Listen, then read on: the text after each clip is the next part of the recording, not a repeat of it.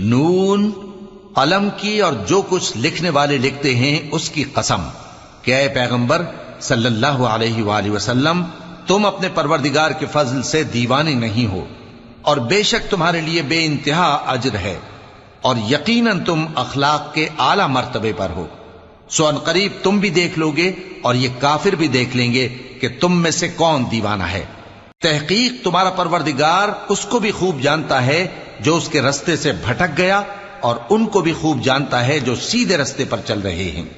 تو تم جھٹلانے والوں کا کہا نہ ماننا۔ یہ لوگ چاہتے ہیں کہ تم نرمی اختیار کرو تو یہ بھی نرم ہو جائیں، اور کسی ایسے شخص کے کہے میں نہ آ جانا جو بہت قسمیں کھانے والا ہے، ذلیل ہے،